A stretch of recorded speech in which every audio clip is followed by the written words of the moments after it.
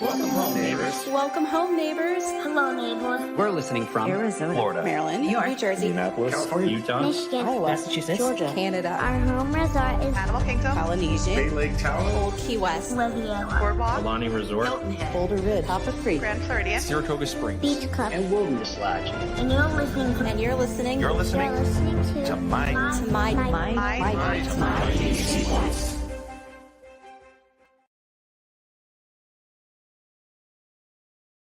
Welcome home, neighbors, to My DVC Points Live. My name is Chad Pennycup. I am your host tonight. Tonight, we are talking about the best credit cards to use. I guess let me correct that. The best rewards credit cards to use to pay for your Disney cruise line, and the best card to use on your day-to-day spend so that you can come back in and get that Disney cruise line paid for, or you can come back in and book a Disney vacation.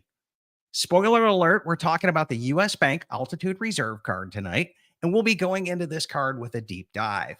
So if you've been following my channel for about the last year plus, I've been kind of poking around in this credit card travel space. I've done quite a few episodes with Lynn from Families Fly Free, who has kind of taught me a lot about that and kind of converted me from a team cashback over to a team travel in the credit card user space, which what that means is I was solely focused on getting cash back in my cards.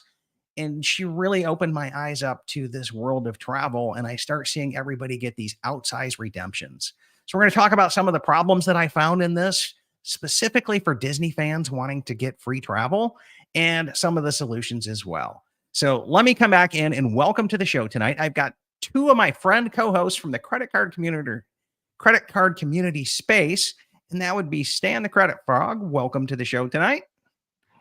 Hey there, Chad. It's nice to be here. I'm really excited to talk about my favorite card, which is the US Bank Altitude Reserve card. And shout out to all of you guys in the chat there. I hope you guys have a good stream with the rest of us. And Chad is the expert here on Disney, but I know a thing or two about credit cards. So I'm interested to see where this conversation takes us. Yeah, so very much so as well. And let's welcome my other friend from the credit card space, and that would be Dugroz from Hi, Chad. Dugroz Reports. So let me see if I can get this right. So welcome. It's Dugroz from Dugroz Reports. Did I get that right? It's pretty close. I usually say Dugroz here with Dugroz Reports. And yes, okay. I'm a big fan of the Altitude Reserve. It's my sweetheart card. I've got the original style, if you like that, and I've got the newer style for my auth user. So pick your style. They do the same thing. Well, let's come back in on some of the problem statement here. And as Disney fans, we see the little credit card booths throughout the parks, and we're just, instantly fans of the Chase Disney Visa card. And I've had this card it's probably my third oldest card. And because who doesn't want Darth Vader on a credit card, man? That's like ultimately cool. You know what I'm saying? And every time you swipe, you get a little dose of pixie dust. The problem with the card is it only earns 1% cash back. And there is a version you can pay $49 for and get 2% back on some categories. But as we're going to discuss tonight, 2% is like chump change. It's not even like worthy of our time to come back in and talk about. It's cool. And yes, if you get one of those cards, you're going to get a redemption card like this, that you'll transfer all of your reward dollars onto it. And then any place at a Disney park, resort, whatever, you can swipe the card and use it as a gift card. But then you're not earning on whatever you redeem on. And I've got problems with the whole Chase Disney Visa card. I did a previous episode. You can find it on our channels called Friends Don't Let Friends Use the Chase Disney Visa card. And some of my good friends from the credit card community space, Mr. Anthony Venture, who's in the chat tonight, and Chad's Money Minutes, joined me to come back in and kind of unpack that. And in that show, we talked about two other cards, like this Capital One Venture X card gets 2% back on everything. And it's got a really easy to use annual fee, but I still looked at it and I was like, 2%. I keep seeing all these guys talk about free travel and they're getting 4 cents per point and 4% back. And I'm like, there's gotta be a way to do this. And guys, help me out here, because every card that I've looked at, and trust me, this year, within the last 2 years since I started this, I've tried American Express cards, platinum and gold. I've tried the Chase Sapphire Reserve card, which does get 1.5% back on travel if you book it through the portal. But guess what, guys? You can't book Disney vacations through the Chase travel portal. So I did this huge level of research asking all of my friends, where can we book a Disney vacation with credit card points? The answer is goose eggs, zero. Nobody can sell a Disney vacation through their travel portal. And I guess that's a great thing because it locks it up for all of our travel agent friends, which we have a ton of travel agent friends in our community. And we love you guys. And I've got great news for you. This solution tonight lets us use our favorite travel agent to book our Disney vacations. We can book them straight with Disney. We can book them through a travel agent. This solution works with both of those. So guys, give me a rundown here of the Altitude Reserve card. I'll let you guys pitch it because I originally learned about it from you. So let me come back in and have you guys share with us something a little like an overview here. I guess I'll start first here. So thanks for that rundown, Chad. I had no idea that there was no way you could book a Disney vacation on a travel portal except for with Disney. So that's big because that means you're to do a Disney vacation, you have to use basically a cashback type of credit card. Yeah. And because of that, the US Bank Altitude Reserve is an excellent fit for that sort of use case. Now, of course, there are other cards that you mentioned, like the Cap One Venture X or the Chase Sapphire Reserve, for example, that have transferable currencies that can book you things like flights to get to your Disney vacation. Of course, if you want to do it all inclusive, that's different. But for the US Bank Altitude Reserve, that's a really nice card to use for that because it has this very key multiplier that's super helpful for almost all you can spend on, and that's the mobile wallet category. The mobile wallet category is 3x, and it's also included with travel, which is also 3x as well. Now, there's also other categories like the Altitude Reserve portal for 5x, which is not relevant, and the 1x for everything else, which is also not relevant. You're really aiming to use this card for travel, and it's like select travel. There are certain categories that are missing, like transit categories, but mobile wallet will cover almost every category you can think of, from groceries to restaurants to gas to any kind of other type of shopping. As long as a place has a tap to pay, you can use mobile wallets. Prom dresses. Like one of the first purchases I got on this card was a prom dress. If you're in the credit card space, like you could come back in and tap to pay at the prom dress place. And my daughter's prom dress, I got $11.25 back on a $250 prom dress. Like it's insane. That's amazing. Like who would have thought prom dresses would be a multiplier category as well? And so you might be able to buy Disney park tickets with the bill. That I don't know. So most of my crowd is talking about annual passes. And the other park ticket trip that we know of is buying them on Undercover Tourist. And in the Chase ecosystem, that'll code as travel. And it'll also code as travel over at the Venture X series. So I know some people that'll use a Venture X card to do that and pay for their park tickets that way as well. But when it comes to buying annual passes, you're buying them straight from Disney. And I don't know that you'll be able to, unless you check in first and then add the annual pass to your resort portfolio, then you could probably use the Altitude Reserve for that because it's going to code as a travel hotel on your your deal there. But just buying them straight up from Disney, they classify as entertainment. And the best card I know for that would be a Saver card, which is 4x or 3x, depending on the flavor that you have there. But the whole problem, go ahead. Can you buy annual passes with Apple Pay or Google Pay? You can if you do it in person. So if you were to go in person, so I will be doing that this next year. Well, I take that back.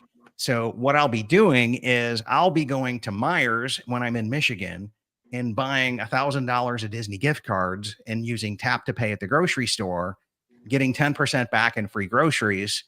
Right. So now I'm getting like 14.5% back because I'll get 10% back in free groceries plus 4.5 from using tap to pay. And I'll be paying for my annual passes with gift cards. So, but that's kind of like a pro level strategy. And yeah, any place you can use gift cards at, you can also get 4.5 if you can use tap to pay. And that's a killer feature here. Dugroz, you want to cover why it's 4.5x on the US Bank Altitude Reserve? Yeah, I was thinking we could go one of two directions. We could list all the different places we can think of that take tap to pay, or we could explain how we turn 3x into 4.5. Let's go ahead with the how to turn 3 into 4.5. So yeah, you got this guy saved on your mobile wallet, and you tap to pay, and that gives you 3 points per dollar. But the way you get to 1.5, technically there's two options. One we don't care about at all, and one we care about. The one that we don't care about is using the travel portal that US Bank has. But as Chad just explained, you can't book your Disney vacations through the travel portal anywhere, including US Bank. The other feature, the one we do care about, is called real-time rewards. And the weird thing is, US Bank does a terrible job of marketing this. Like, they barely even explain it on their website. It's sort of like you have to sign up for the credit card, and then you're allowed to read the terms and conditions that explain it. But the general idea for real-time rewards is that when you make a purchase that is in an eligible category, in this case, travel, and we can loop back around to what counts as travel, you'll get a text message on your phone that says, you have this many points. Would you like to use this many points to redeem them? Here's an example from... Yeah, sorry about that. It's my poor graphics on StreamYard. That's all right. Allows me to cover your face with this. So here's an example. This is from my phone from earlier this week. Actually, I drove down to Southern Illinois to view the solar eclipse on, well, I said last week is what I meant. Yep. And rented a car, and it just sends you this message that says, do you want to use this many points? And it comes out to 1.5 cents each. You just text back the word redeem. I've always done it in all capital letters, and I know that works. So since that works, that's what I'll say you should do, is just do it in all capital letters. I do the same. Just to be on the safe side, since that's what their example says. No space at the end. And it can vary anywhere from 2 minutes to like an hour. You'll get a text back that says it was successful. And then within usually 2 to 3 business days tops, they'll just put a statement credit right on your account for whatever amount you used. Yeah, now you were telling me a bonus here as well. You get to double dip on that because travel counts as a 3x category. So if you spent $1,000 on travel, you're going to get 3,000 points as well. Correct. You're going to earn, but then you're also going to use what you have earned to kind of erase or pay yourself back or get a statement credit for those points at 1.5 cents. And that's how we get to 4.5. So you're going to earn 3x at mobile total wallet. Double dip. Yeah. Yeah. So I did the math on that, and it ends up being like 4.7 on what you spend on a cruise. Like if you were to, use your gift card trick and then pay the last of it with the credit card in order to come back in and get that back from you. So I got really excited when I figured this out. And so as Stan mentioned, you can't see all the terms and conditions until you actually get the card. So I had these guys like link the terms and conditions in the PDF for me. And I don't have it to share with you, but specifically it lists Disney resorts as an eligible category. So I know if you're going to Disney World or Disneyland and you're staying on property, those charges will count. So I did do some tests as soon as I got the card, and I did a DVC loan payment on it, 1x only. And then I did a DVC dues payment, 1x only. Now I will tell you as well, your Chase Sapphire Reserve, Chase cards count that as travel. So you're going to get the travel multiplier there. So I will stick to paying my dues and my loan payments with my Chase card to get 3x back on that. Because there's really no good way to use Apple Wallet to pay dues or do loan payments. Disney just hasn't built that into the website for us yet. So that's where I've got to come back in and lean on some other solutions here as well. But to me, this was like mind blown that I could do this. The other thing that I figured out with this is I know we've got a lot of great travel agents in our community, and a lot of them hate me when I talk about Costco travel, but it really is the cheapest place to buy a Disney cruise. And I love supporting local travel agents. If you've got one, that's great. And I, for my day job, work in a call center. So I am not the least bit afraid of calling into Costco Travel's call center. And as a matter of fact, I know the people because I've ran into them at conventions from Costco Travel. So it's like I have a professional relationship with the people that run their call center. So I'm very comfortable doing Costco Travel's call center. So what that means is I can do that. And when you give that Costco Travel the credit card, they give it to Disney and the charges actually shows up as a charge straight from Disney Cruise Line. And looking into the terms and conditions of the US Bank Altitude Reserve, it specifically lists cruise lines as eligible for real-time rewards. So that's why we come back in and say, I think this is the best card possible to use for Disney Cruise Line. Because when I started this journey, I was like, okay, hey, I can use, Chase Ultimate Reward points, transfer them to Southwest, get some great flights. I've got my flights covered through this way. But what I really want is, how do I pay for a Disney cruise, right? How do I cover my dues? And how do I cover DVC payments?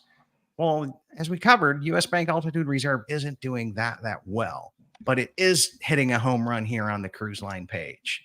And so Tim is saying that he bought Disney gift cards from the grocery store, got 5x US ultimate reward points, and they have gift cards up to $500. Yes, when that rotating category is at 5x, that's a great way to do it. I would choose that method over 4.5% from the US Bank Altitude Reserve any day. Like, I think that was a really, really great move. The problem is you're limited to $1,500 there per quarter. So that's 3 $500 gift cards, and then you're done. Now, I do know of people that have like 3 or 4 of those cards, and then they hit 1,500 on each of them. Between my wife and I, we have 4. Okay, see what I'm saying? Like, flex. But yeah, Nice. it's point well made, Dugroz. And so I think that's a very valid strategy there, right? It's the player 1, player 2. That's a whole nother thing into this with referring your spouse or your domestic partner or boyfriend, girlfriend, whatever, and kind of doing the referrals back and forth. And you get this card, I get this card. And we kind of divide and conquer. It's a great method there as well. Stan, we also, in my research I came across one of your videos, and I want to share this back because some people may like this. And I thought I really considered it, but I really didn't. It didn't really feel 100% right to me. And I'll tell you the reason why. Let me pull up this window. So Stan's got this great video on the best Bank of America catch-all card. And Stan, give us the 20-second rundown, and you guys can just Google Stan the Credit Frog best Bank of America catch-all card to get a link to the video, or maybe Gina can post it out for us. But give us the quick rundown of this. Yeah, so the Bank of America credit cards are one of those cards that aren't really that good if it's just by itself. But if you start to bank with Bank of America and have assets with them, they become the most powerful credit cards basically in the game when it comes to cashback.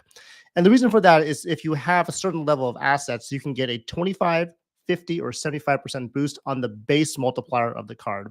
And for a lot of these credit cards, there are 1.5x for everything with no cap. But if you get a 75% boost of that with your Platinum Honors, or you have $100,000 in assets with Bank of America, that actually lets you get that boost to 2.625x points back on everything. And that's pretty incredible on just a no annual fee card, and there's no annual fee options. There's also annual fee options for that too. Of course, $100,000 sounds like a lot, but it's not just in a checking or a savings account, but also can be in an investment account as well, specifically a self-directed brokerage account with Merrill Edge. So if you're doing some investing on the side, you're kind of later on in life, you likely will have some amount of assets to put into that system so you can actually reap the rewards of those credit card boosts, which is very, very cool. It really is. And to me, I've already done that with Chase, where I've rolled enough over there to get their preferred client or premier client or whatever they call it, private client, something like that. And it looks like this was Bank of America's version of it.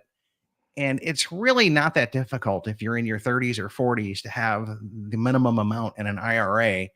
And when you change jobs, just roll it over there. And if your team cash back, 2.625 is smoking, but it's still not as good as 4.5. And 4.5 was just a game changer to me. And so Dugroz has got a video here on this as well.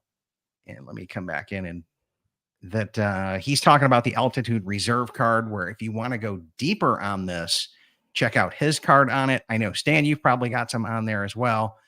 But Doug, give us a little bit of a rundown here on your video. Well, I mentioned before we started, I made this video in 2020, so it's a little hard for me to remember every single detail. But I suppose it could be good or bad depending how you think about it.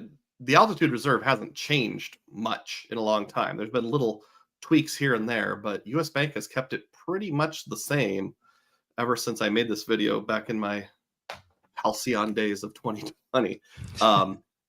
But yeah, I think we've pretty much already hit on why I love it, and that's the key of the video is, so I'll just mention a couple other things that come to mind.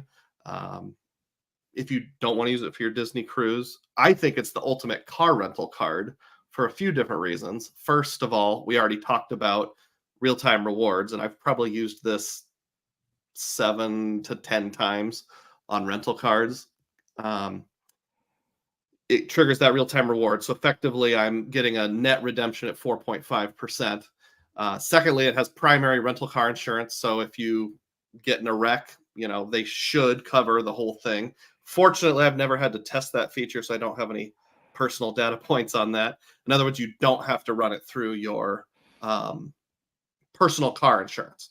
A lot of credit cards will have what we call secondary car rental. That is insurance key right there. Because I know a lot of people will rent a car when they come to Walt Disney World, especially since we've lost our Magical Express, our free transportation from MCO to the resort. And so having a credit card that's going to cover an accident for you is key. Like that's awesome. And yeah, I plan on using this for my rental car as well. As a matter of fact, I told my wife for our vacation this summer, help me hit this sign-up bonus for this $50,000 and get the $750 of travel. And that covers our car rental in Disneyland and at Alani this summer as well. Mm-hmm. So she was like, oh, we don't have to pay for for car rentals and you've got it covered on this card. Well, yeah, I'll just go get our Disney gift cards on it and pick it up. And, so we've been putting all of our spend on it as well. We'll probably hit the minimum spend in no time flat, but the other thing that I want to point out, and this is really a unique feature of this card, and I want to talk about kind of creator integrity. And the thing that you don't hear about this card out there all that much is because there's no referral links for this card. I can't come back in here and pitch this card to you and say, hey, click my link, and then I get a kickback or a bonus or extra points for you using it. Stan can't, Dugroz can't. But these guys have covered this card with honesty because they're like, hey, we are great creators. We're here for our audience. We're here to give you guys good information. And it really fits well with what we do here at MyDVC Points. We do grassroots stuff that's designed to help people out. And so we are covering this card on our channel just the same way you guys did, because we're that committed to doing what's best for our audience and helping them out. So I think that's one of the reasons why this card doesn't get a lot of love in the blog space and the credit card YouTuber space and all of that. Would you guys agree with that? What's your takes? Well, I would say that a lot of creators out there are doing a really good job, especially credit card creators, because you see a lot of them actually using the cards that they're talking about, whether it be Amex or Chase or what have you, but they're using their cards in a way that supplements how they basically live their life. And I think having that personal experience is very important because it can give you a really good way to tell a story of how that card has impacted you in your life. And for myself and for, of course, Mr. Dugroz as well, we have been using the Altitude Reserve in our daily lives, myself for only about 6 months, but Dugroz for certainly many, many years. And so being able to talk about this card and just explaining how much it has impacted our lives is really, really important to tell. Because this card, it's good for Disney, and that's basically why we're here and talking about it. But this card is just a great, simple, easy-to-use card. It has a very straightforward multiplier with a straightforward redemption option, and you don't have to think about it. It's like literally the card I use for almost everything, and now maybe 90% of my transactions go through this card because I don't have to think about it, which is really incredible and not something you can say about a lot of cards out there. Yeah, I think it's cool. 100%. And I don't mean to throw any shade at anybody because I know we've got a lot of great creators that are on here, and I got to catch up with some comments on tonight and give them a shout out for joining us and keying in with this. I know Anthony is in here. He's another great guy. He was on our show last time as well. And Good to see Anthony. Looking down the list here. So Matt Clausen is on. He's another Matt great Clausen. Hey, Matt. Yeah, he's another great creator as well. Jacob's Points and Profits. Jacob. All right. Yeah, he's a good guy as well. I know Kid Cat. I don't know if is Kid Cat a creator? I know they're in the Discord community a lot, and a lot of great comments there as well. I haven't seen any of his content, but you may be right. He's in the Discord a lot. We've not met, so I couldn't say for sure. I'm sorry. Got it. Wrong Way Travels is here as well. Wrong Way. All right. Another great content creator as well is joining in with this. Howdy. And Sid makes this comment that Capital One Travel Portal has Disney resorts. You can book it and get 10x with Adventure X. You can do that, but I don't believe it's a vacation package. I think it's a resort only stay. And most people in the Disney community are wanting to book one that has park tickets involved and meals and other things along those lines. And that's something I know that Disney kind of locks down to their own educated travel agencies or people that have went through the official training on that as well. So that's what I think the difference is there. Yeah. About that. So when you have a Disney vacation, does it also include like the airfare as well? Or is it mostly just the Disney stuff? It's mainly just the Disney stuff. You're getting your resort stay. Here in Walt Disney World, they've got the meal plan. There's a lot of debate in the member community on it. And that's like prepaid meals where you can use coupons or vouchers because we've got hundreds of restaurants here and of all different kinds of levels. So from quick service to fine dining to like almost 5-star. I don't think we're technically classified as a Michelin restaurant, but we're up there at that ranks with Victoria and Albert's because I don't think we're in the right state to be a Michelin, but we're 5 diamond from AAA at Victoria and Albert's. And I did a review on that place as well. And, but yeah, so that's kind of the thing. It's the linking the park tickets and the whole kind of vacation. And then when you go through the travel agency planner, why we recommend using them for new people is Disney World is incredibly complex. And if you're not an expert at it and you don't come all the time, you really want somebody to help you like walk you through Genie Plus, dining reservations, all of those great things that can make your resort great. And it's just too complex for somebody to just come here. And Disney's acknowledged that, which is why they try to sell it as packages through travel agents as well. And the travel agent community does a phenomenal job of it.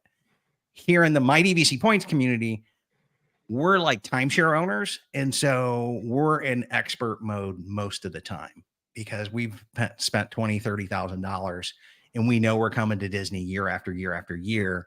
And we're seeking the value of that as well, which is why I'm not too focused on like Disney resorts. I'm throwing it out there for people who might want to come in and look at that as well. But that's kind of the reason why we don't. And this would be a good spot for me to jump in and just drop my ad read in for today's show. And huge shout out and thanks to our sponsor over at DVC Rental Store. We're talking about travel portals and all of this, but if you want to experience the magic of staying in a DVC Deluxe Villa where you get your own washer, dryer, kitchen, and you also get to stay inside the bubble, which means you've got buses that'll take you to and from the resorts. You've got all the amenities that come with staying on property at Disney. You can save 40 to 60% off Disney's rates by renting another member's Disney Vacation Club points. I've rented my points out through these guys multiple times, had a great deal. I know we've sent members to them as well, because believe it or not, when you're in the Disney Vacation Club, you want to keep coming to Disney a lot, especially once you buy an annual pass and you run out of points. So a great way to do that is to rent another member's points. Another great thing that they have over here that just is a smoking good rate is you can get on their email list. And for when you come under guest, this browse confirmed reservations, you can get stuff 70, 80% off of Disney's rates by doing it. And just come back in, like $14 a point would be a pretty fair deal. So that's 2 nights at Saratoga Springs, what is that? About under 250 a night, which is really, really, really good for that resort and that price. So huge shout out of thanks to DVC Rental Store for sponsoring our platform. And that kind of wraps up our ad read for tonight's show. Let me come back in and drop back down to our full comments here as well and catch up on those. Was there anything into the other Chase Disney car? I do want to mention, I did a live stream on this very recently, but the Robinhood Gold card is another option to have 3% cash back. Now, I'm not the biggest fan of the Robinhood Gold card just because I don't feel that Robinhood is the best brokerage out there for your investments. However, they do have a lot of good promotions going on right now that can help you get that 3% Robinhood Gold card, at least on the wait list. And it's nice because if you want to not spend $100,000, hold $100,000 with Bank of America, you could only hold like $1,200 in a Robinhood brokerage account and still be able to pay off the Robinhood Gold annual fee or membership fee that can get you access to that Robinhood Gold card. So something to look into. Just want to point out there, I don't know how you guys feel about it, but I just want to make sure that the awareness was there about that card. Yeah, that's a 3% card, and 3% on everything is great, but I'll take my 4.5. The other thing that really doesn't sit well with me with that, when you look at the history and how they handled their whole GameStop deal, I've got zero faith and trust in their executive leadership. Like, they are just dead to me. So go back and look at, there was a movie that came out all about, what happened in GameStop and the run on the bank and all of the stop stuff, right? Basically, a bunch of investors tried to drive up the price on it, and people were selling it short, and Robinhood kind of messed them all over. I want to give a high level on it. It really wasn't fair to the individuals, the small people, because their whole philosophy is Robinhood, take from the rich, give to the poor. And they just did a complete move to back up the rich people. And yeah, no integrity to me. I'm done. Not going to do anything with them. So that's kind of my take on it as well. And you guys, what do you think? I'm curious about Robinhood. Yeah, the Robinhood Gold card. I'm curious what you think about it. I mean, I know enough to know what they offer, and I listened to the frequent miler update on it. And I listened to a portion of your podcast on it, but I have zero expertise. My gut feeling, if I'm just going with gut feeling, is I'm going to say no. I don't think it's philosophy aside. I don't think it's sustainable. I'm guessing this is a move to bring in a lot of new customers, and I bet you in about a year or two we're going to get an announcement. Oh, psych! It's only 3% on certain things, and everything else is only going to be 2% or something like that.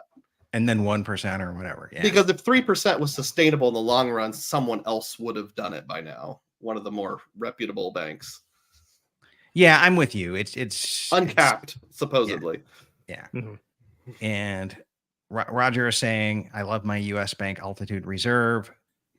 Jacob saying, I like the U.S. Bank Altitude Reserve, but I probably won't get it for a long time because I'm prioritizing staying under the Chase 524 rule with business applications.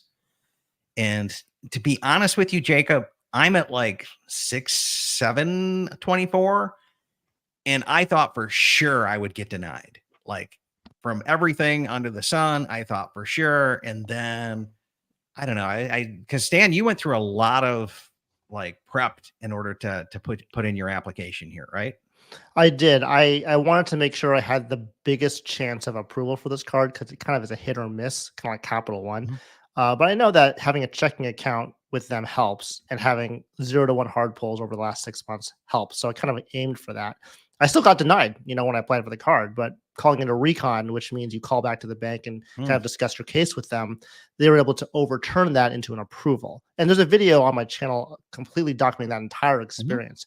But I think what would be really helpful, Chad, is if you went over what your data points were, I don't know if you want to do your credit score, but how many hard pulls you had, how many new accounts, because that's probably So I'm 53 years old. I've been doing financial stuff very smartly for almost my entire life. So I have 0 negative hits on my credit score. It's somewhere north of 800, depending on the day. Solid. Right. Nice. So it's way up there.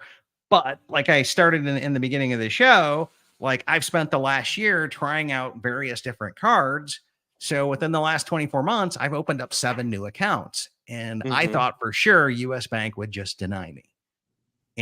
But I looked and there was only 2 accounts open on my TransUnion account. So my strategy to doing this, and this is like deep in the weeds for the credit card community space, but my strategy for doing this was to only unfreeze my TransUnion because I saw data points out there saying that US Bank only pulls TransUnion. And so that's the only one I unfroze, and it only showed 2 cards within the last 2, 2 years, right? Both of them were Capital One pulls. And so that's the only thing that showed up there. And so I only unfroze that one. So that's all they could see. And I called and we're thinking about it. So again, I took your advice. I called the reconsideration line, and the lady was like, well, the computer's like thinking about this extra long. It looks like you're going to be approved, but I can't tell you that officially yet until it actually says you're approved. And she's like, hold on, put me on hold. 10 minutes later, she came back and said, yep, you're fully approved. Let's go over your address, confirm everything, and we'll get the card sent out to you. Cool. So that's how I did it. But I'm looking at it like, okay, I think I have found my my keeper card, because in my world, I can drive to Port Canaveral when I'm in Florida. I can drive to Fort Lauderdale. I don't need miles for that. What I need to figure out how to pay for is that Disney cruise line. And so my strategy of paying for most of it with a Disney gift card, getting 10% off, but earning 4.5 on it or 3X, and then taking my 3X and redeeming it towards the final piece of this cruise. Now, I have heard you guys talk about some caveats on this card, some like little tiny gotchas. And Dugroz, I think you were telling me one of the things of it is you have to have all of the points available to make the redemption. They won't do like a partial redemption on this. Is that been your guys' experience? Yeah, that's correct. And I'm gonna actually split that answer into 2 pieces. To answer what you said directly, yes, you can't do partial redemptions. So if you have a let's just say you have enough points to cover half of your rental car, your cruise or whatever, that's not going to cut it. You got to have enough points for whatever it is you're redeeming. Now, you might be able to be sneaky about it. Like, you had mentioned making a partial payment or something like that. And I'd need more data points to know for sure what's allowed and what's not allowed. But there's never going to be a partial redemption option. Go ahead.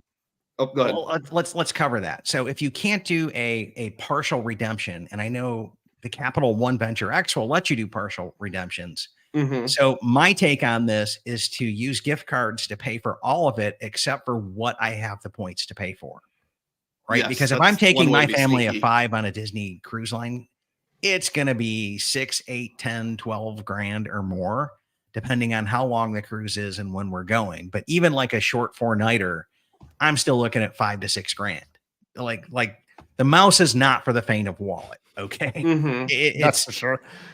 So I don't think I'm going to cover all $6,000 in reward points here, but I do think I can come up with probably 4,500 in gift cards and then get $1,500 of it covered from the reward points. And the good news is when you're paying for a Disney cruise line, you can have your travel agent, or if you're booking it directly through Disney, you can make payments on your cruise as you go. It all has to be paid off by a certain date, but you can call them up and make partial payments. People do that all the time. And historically, what we would do is we would say, okay, we're saving up money, and then gift cards go on sale. We'd go buy a gift card and then call up the travel agent and say, hey, here's the gift card number. Please apply it to the cruise. And then they'll call Disney or do it through their back end systems and little tiny partial payments. So my advice on this, based on what I've heard from you guys, is make a partial payment for whatever you've got points to erase. And are you fairly confident those little tiny partial payments will still code as travel? 100%. 100%. Because I've seen them do that as well. Because they all are charges by Disney Cruise Line. So the other thing that I plan on doing with some of my points is when I'm on the cruise, I'm going to pay for what's called a placeholder with the US Bank Altitude Reserve card. And that's a $200 deposit. And so Disney Cruise Line just charges your card. It comes up as DCL and $200. And then you get a wild card that says, hey, I can have 10% off my next cruise because I've already started a deposit on it. And that's another great way to save money on Disney cruises as well. So John is saying for Klook, based in Hong Kong, do I need a credit card with no foreign transaction fee? They sell Disneyland Tokyo and Universal Japan online. I'm going to be completely honest with you. I'm not a Disneyland Tokyo expert, and I am saving my American Express points to get flights to go over there. And so I haven't purchased that yet. And that's on my travel goals. And that's what my Amex points are all tagged for, is getting those international flights over there, is based on what I've learned from all of the credit card, creation community, is how I'm going to use my Amex points is for international travel. And then does paying taxes for award flights on the Chase Sapphire Reserve trigger the $300 travel credits? I believe it would. What do you guys think? I think it would too. I don't have the CSR, so I can't confirm. But when you pay for taxes and you book an award flight, it does come up as like American Airlines or United or Southwest or whatever. So that should work. I just booked 4 tickets on British Airlines and fully on points and just paid the taxes. And it didn't say taxes. It just said British Airlines. That's all it said. Yeah. And coded as travel. Now, at that point, it was a CSP, so I didn't have the travel credit, but I'd be 98.5% sure that it would, John. Yeah. My take on the travel credit is because you don't earn on that. Chase doesn't let you double dip. So as soon as that statement credit hits for me, I load my Florida Sun Pass with $300 and then burn off the travel credit. And then any travel I spend on the card afterwards, I get 3X on. So that's kind of, neat and kind of geeky with that as well. Very nice. And just I'm looking at the comments and seeing Chase Yokoyama's in the house, one of the big OG credit card YouTubers, saying he wants to meet up at Disney, or we can go on to DCL and really make it the happiest place on earth. So thanks for coming out by, Chase, and I think we should definitely make that happen. Oh, I think so. Chase, you let me know. I'm help, by the way. Yeah, I'm down, right? I am down. So I have a Magic Key at Disneyland and an annual pass here at Walt Disney World, and I own DVC points in Disneyland and Walt Disney World too. I'm down, right? So matter of fact, I went to Epcot tonight to just pop over there and get the photo that we used for our art tonight. And so Studio, that's a great question. And what does DVC rental store code as? I have asked them, and they kind of like looked at me like I had a third eyeball right here. So I've even volunteered for them to just charge my credit card, $10, and let's see how it comes up, because I would be willing to pay $10 just to get that answer, because I knew it would come up on this stream as well.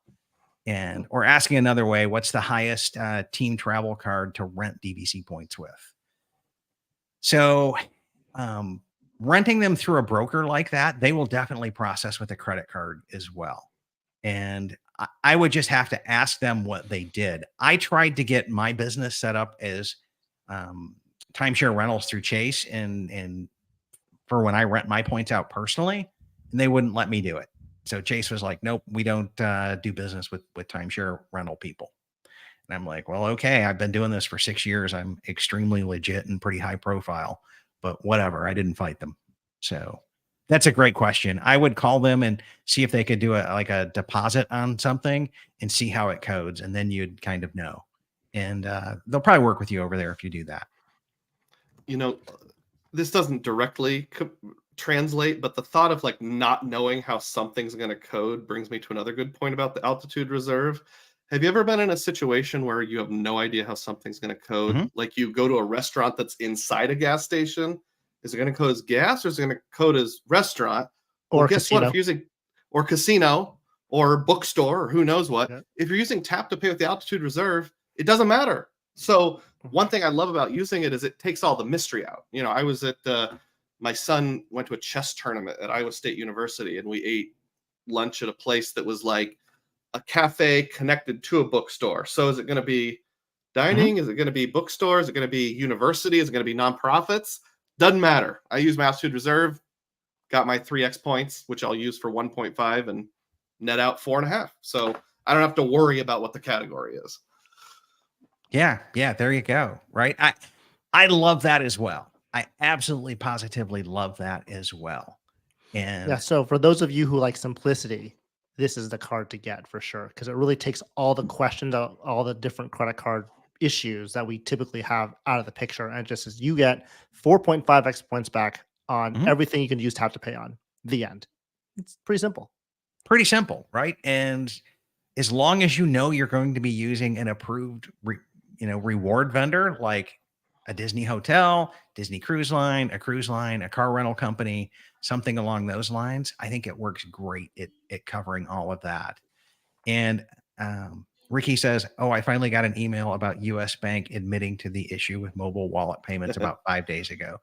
Yeah, so they had an issue earlier this year. Dugroz, you covered it on your channel pretty extensively, where certain people were only earning 1x on mobile wallet, but I think they were more than fair with you from a customer service standpoint. And didn't they give you like bonus points on it and said, "Hey, take this as bonus points and we'll still make it right"? Yeah. And we can go into details on this as much as you want. We should maybe talk about the annual fee and how to offset it at some point. Good point. So I was making my annual retention call anyway, which will loop back around, and I got a retention offer on that. But in addition, I said, "Hey, what do you know about this issue with mobile wallet only coding as 1x for a while? Like, in light of the inconvenience, could I get a bigger offer?" And they said, "Well, on top of your retention offer, we'll just give you 5,000 points. We called it customer appreciation points or something." Yeah. And that would be worth $75 if you use it with real-time rewards. So I thought that was pretty fair.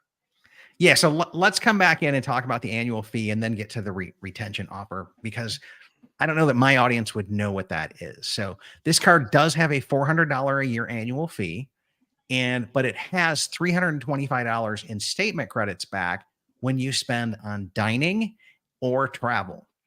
And the interesting thing is, when they issued me my card, they did not charge me the annual fee. I'm assuming as soon as the first statement issues, I'll get the annual fee. But all of my restaurant charges thus far, I've been getting text on saying that they're erasing it with the $325 credit. I'm like, I haven't even paid the annual fee yet, and you're already giving me the credit. It's that easy to use. So because I think restaurants are there and so many restaurants take tap to pay, I don't think you're going to have a problem getting 3x back and getting that 325. It's just more of I think it's a move on US Bank's playbook to say, we want to make sure you're actually going to use the card and not keep it in a sock drawer. Well, and unlike Chase, they do let you double dip on that first 325. So you still earn the points on it. Yeah, which is awesome, because I'm earning points. I'm meeting my minimum spend retention offer, but I'm also using my $325 credit. Now, you've brought up an interesting point on your channel that every year you have to pay that. And so, you're going to get $325 back. So what we would call that would be an effective $75 annual fee. Dugroz, what's your history been with calling and complaining about the $75 or begging for mercy or whatever it is you want to call it, right? Well, every year after my year of opening, so on my first anniversary, second anniversary, third anniversary, fourth anniversary, I have waited until the annual fee posted, and then within 30 days of that, I call US Bank and I just say, maybe not these exact words, something like this: "Hey, I noticed the annual fee posted. I know it's coming, but it always kind of sneaks up on you. Do you have any offers to help me make the decision about whether or not I'm going to keep the card or not, or any customer appreciation points or anything like that?" And you don't have to be any more detailed than that. They know what you mean. You're asking for an offer. You're asking for a freebie. And the first year they gave me 10,000 points. The second and third year they gave me 5,000 points. And the fourth year they gave me 10,000 points. And then on top of that, when I complained about the missing points issue, they gave me even more. But 10, 5, 5, 10. So even if you take that lower amount, the 5,000, that translates to $75 with real-time rewards. So for me, it's always been a net effective no annual fee card after I get that retention offer. It's been totally free for me. Now, small caveat I'll throw out is I've had a relationship with US Bank since like the late 80s, because when I was a kid, I had a kid's savings account at my local bank, and that bank was later bought out by First Star, which merged with US Bank, but they recognize that as one continuous history. So they view me as like a 40-year customer Oh, wow. of the company. So they are very relational. So would they offer it to everyone? I don't know, but I figure there's no harm in asking. I might try it next year, but I can tell you, as a legal Florida resident, they would not offer me a checking account. They would not offer me a savings account. And when I called to figure out why I couldn't do it, that's when they said, no, you can't, but you can still get the credit card. And I kind of explained the story to the rep of, I've opened up all these cards. I'm, trying to figure out a way to, honestly, I was very honest. I'm trying to figure out a way to pay for Disney cruises. And these other cards I've tried, they just aren't working for that. And he encouraged me to apply anyways. And then I think I saw one of your guys' videos on it, and I was like, you know what the heck? Let's roll the dice and see what happens. And it did come through for me as well. That's pretty solid. Yeah. I also want to mention real quick that this is probably one of the easiest statement credits to use in all of credit cards. And there are a couple of reasons for that. The first of which it's an annual statement credit, which is something that is hard and hard to come by these days. A lot of credit card issuers, namely one, which everyone in the credit community knows about, has been going into monthly statement credits, quarterly or even semi-annual. So you have to do these statement credits, to get them, you have to spend on the card each month, each quarter, each semi-annum. But this one on the US Bank Altitude Reserve is an annual statement credit. And I can guarantee that pretty much anyone watching the stream is going to spend at least $325 in a year on travel or dining. It's just going to happen.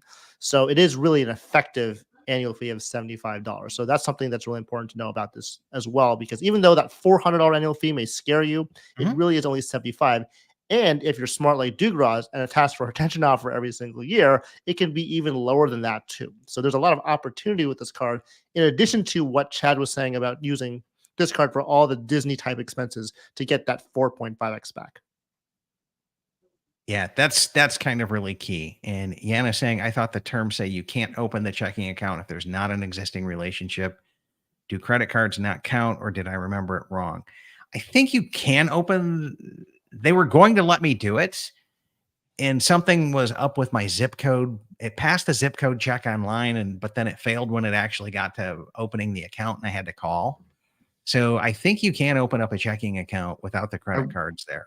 I wonder if this person's maybe thinking of both older information and information that's backwards, because US Bank used to have a policy up until about 2 years ago that you cannot open an altitude reserve unless you have an existing relationship. So a lot of people had to go out and open a checking account or a lesser credit card, keep it for a year, and then apply for the altitude reserve. But a year or two ago, they waived that requirement. So now it might help your odds of getting approved to have some other product, but you don't have to, as Chad found out.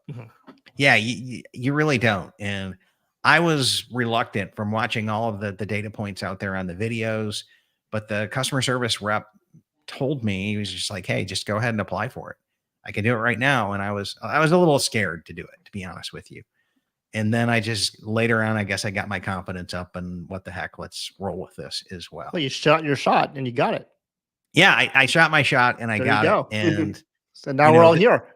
Yeah, now we're all here as card holders. This is kind of my ride or die card for paying for Disney Cruise Line, because it's the one thing, like I've got the timeshare to pay for my Disney stays, got my annual pass tricks with the gift cards to renew those and do all of that. So I'm not really worried about any of that, but it was like, how am I going to tackle this Disney Cruise Line monster? Because I kind of put it on my goal to get on one of those ships at least once a year. And so that's kind of how I'm going about it now with this card. And I feel really comfortable on it. The other thing I want to give a huge shout out to is I had to call Citi this week, and you go overseas, you're talking with a third, Philippines, wherever. I'm a call center nerd by trade. US Bank has always been US based representatives, which I would be highly disappointed given their name if they weren't. Right. But that's important to me as well. I like dealing with somebody who natively talks English. And yeah, that's important to me. And I really like that about the card. Discover Bank does that as well, but all of the others seem to offshore. And I get it. There's a little bit of a savings there, but. And even better, Altitude Reserve card holders have their own special line they can call in. And anytime I've called in, I get through almost right away. I think you only have to push one button. Like push one if you want to talk to an agent. Okay, I do. Oh. So another trick is if you have more than one US Bank credit card, call the number on the back of the Altitude Reserve because you'll get through faster. And then say, now I actually have a question about my Triple Cash business card. Can you help with that? And I think what it is their best agents who are trained on everything are on that line. They say, oh, I can handle that. I don't need to transfer you. Yeah, that very well could be. I know all the call queuing and how all that works because that's what I do, but it very well could be those are your best multi-skilled agents as well. Yeah, I actually worked in a call center for almost 6 years, so a little bit of commiseration there. Yeah. So Francis says US Bank Altitude Reserve is great for my property taxes because they take mobile wallet. And that would be a really good thing. And Ricky was saying, I heard you can open a CD with US Bank even if you reside in Florida. And that very well could be the case. I don't believe in certificates of depression myself. Ricky, I heard that too, by the way. That's been something that has been brought to my attention. And yes, you can actually open a CD when you're not available to open it if the bank's not there in your state, and then that gets you that relationship to help get you started on that. That's a good point. That's a very good point from the relationship building standpoint as well. So I keep all of my savings over at Capital One and something that pays like 4.35. Yeah. And going back to the customer service, actually, I've never called the Altitude Reserve customer service line. So Dugroz, that's really good to hear that they get you in pretty fast. The only card that's ever been really fast for me is the Chase Ritz-Carlton card. I called the number on the back of the card and it just basically it rings and then someone picks up and says hello. There's not even like a thing to like there's no IVR there, right? Yeah, it's just like, hi, this is Chase Ritz-Carlton. How can I help you? It was amazing. It's better than the Platinum card, the Amex Platinum card. So I thought that was pretty cool. And I think for a lot of banks, it does depend on the time of day you call as well, or if you call during the weekends. I feel like there is a little bit of some of them have overseas agents if you call like, at midnight in US time, for example, as opposed to calling it like, noon or 1 o'clock in the afternoon. So I think there's some variation with that too. Yeah. Very, very, very well possible things. And yeah, I know like a lot of the intricacies of the call center routing, and it's amazing on what they can get from your phone number. And we like to know who's calling us and know your caller and route them accordingly. So it's, I remember working for the auto companies, and we would look up if you just leased a car, we would send you to US based people because you haven't completed your JD Power and Associate awards yet. But if you were in the middle period where you weren't getting surveyed anymore, you went off to offshore. And then at the end of your lease, when you're up for renewal and you're shopping for a replacement, right back to our US agents. So it's a little bit of a sneaky routing thing. That does feel sneaky. Good to know. I never knew about that. That's interesting. It's amazing what we look up in the systems and all of that. So very, very, very, very much. And okay. Rabbit there. So Ricky saying customer service is why I like my Amex cards. US Bank is excellent as well. So, okay. Does anybody else have any questions before we start to wrap up? I know we're kind of at our hour mark on today's show. Any final questions from anybody that's out there? And we will come back in and kind of wrap this up. You had mentioned earlier some caveats, and I've been slowly writing them down as we go. So if you want me to come back to the caveats, let me know. Yeah, let's do that. Okay. There are some older, there used to be a rule that you had to have the equivalent of 1 cent per point to make a redemption. So if we use the example of that $1,500 redemption, you would have to have 150,000 points.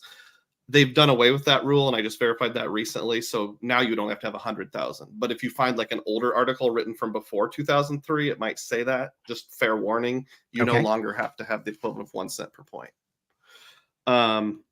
When you do have to go in, I don't know if you've done this yet, Chad, you have to choose your real-time reward categories because they actually have other categories like grocery and pharmacy at 1 cent per point.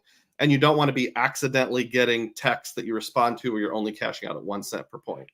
So make sure at some point before you start redeeming, you set up your categories and choose just travel categories. I remember that from your channel. And then I went in and I did that, and I only turned on travel. And then they gave me 500 bonus points for signing up for real-time rewards. So I have cool. 500 points today. And that's an extra $7.50. Yeah, and I've actually walked a lot of people through that actual exercise. And so when you go into the real-time rewards section in your US Bank account, you do want to click only travel categories to redeem for real-time rewards. And those categories specifically are airlines, lodging, rental cars, and other travel. Those are the 4 boxes you need to check. Every other box you can uncheck because those are only 1 cent per point categories or 1x categories for redemption. And you only have to do it once ever. Once you've done it, it stays forever.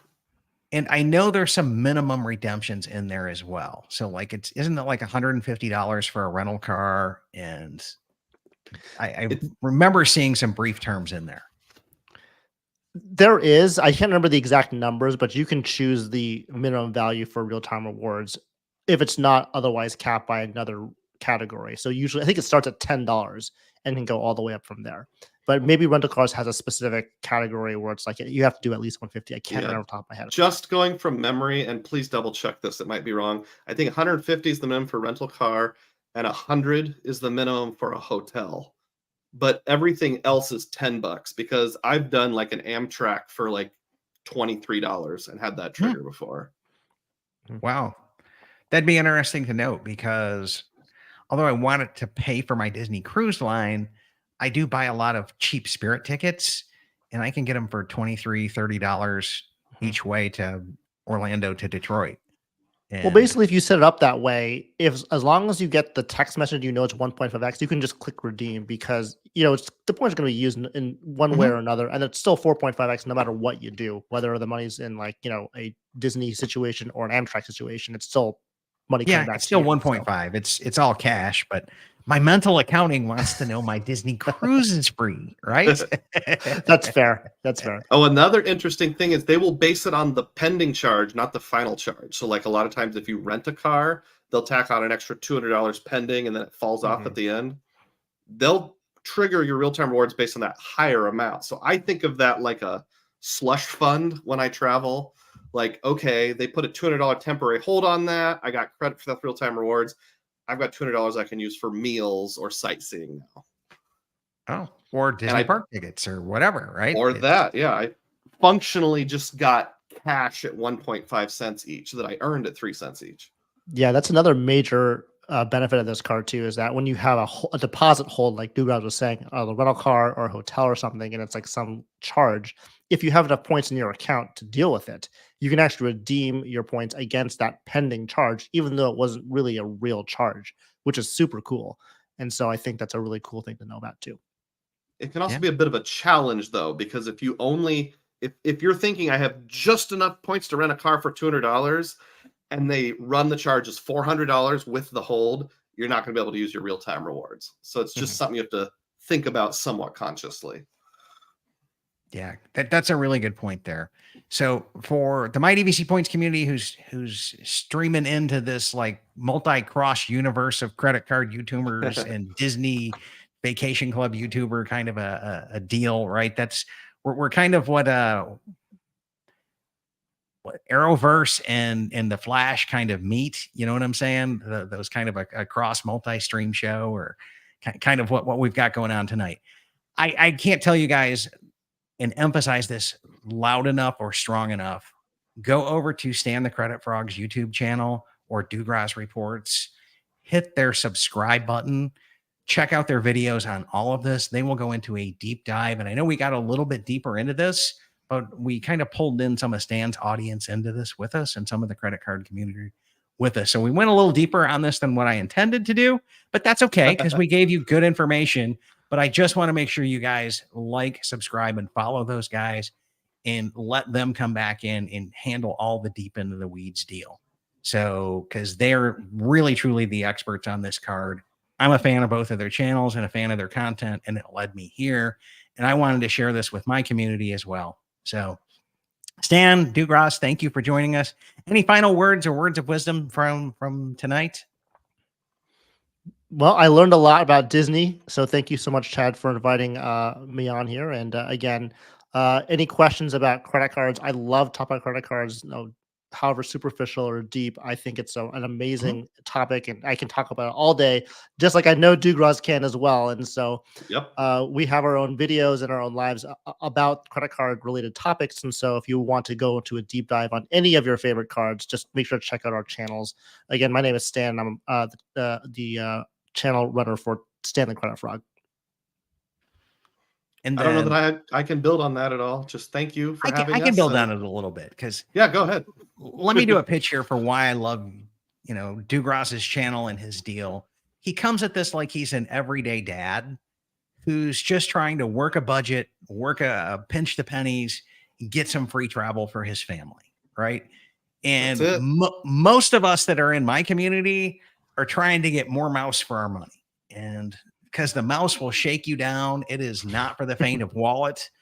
And if I can do something that'll help you guys come out there and go from 1 or 2% on a Chase Disney card to 4.5%, I think I've done you a solid. And that is the content that Dugroz does. He did another one on like vacation rentals through Vacasa and some crazy redemptions out there, and went to what was it, Scotland or Ireland or Wales, actually. Wales. Okay. Wales. Yes. So yeah. Anyways, guys, give him a shout out as well. And looking at some of our comments here is Chase, another great guy in the credit card space. Call me Lonnie, excuse me. Another great guy in the credit card space. What's up, Lonnie? Good to see you, buddy. Yeah, we are looking forward to doing a Disney content creator meetup here in Orlando, or a credit card creator meetup here in Orlando 2025. And I'm looking forward to hosting that with these guys. And I think we're probably going over to Epic Universe, though, to be honest with you. I know some of the guys are talking about drinking around the world, and I'll gladly host and tour guide for that as well. But I know we want to all go to Epic Universe in 2025 as well. So as always, guys, thank you for tuning in. Hopefully you found something in today's episode that will help you go out there and plan something magical for your family. And a huge shout out to our sponsors over at World of DBC.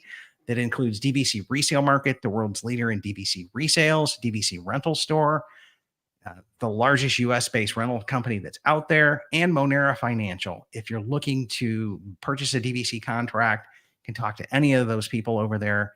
Monera will finance it for you if you're really like bent on that. My own financial stuff on that, I don't know that I would finance one. And I've been very honest with the sponsors, but I just want to let you know that's an option that's out there. And I've heard of people doing really good short-term financing on it. Like they know a bonus is coming and they want to buy their contract, so they'll finance it and there's no early payoff fees as well. So Monera Financial has got your back. Thanks for tuning in. Stan, thank you so much for joining us. Dugroz, thank you for joining us. We've been working on this episode for probably a month or two in the making. So thanks, everybody. And you guys have a great night. Thanks so much. Good night. Bye, guys. Bye.